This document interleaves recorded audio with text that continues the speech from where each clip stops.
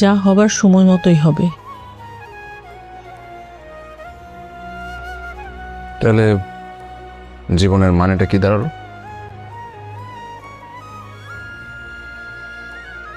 জীবনের মানে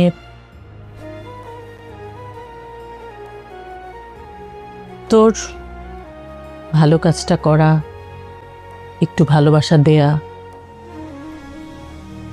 ছোট ছোট চাওয়া পাওয়া, এটুকুই জীবন। তুমি আসলে ঠিকই বলো, জীবনটা আনসার্টেন,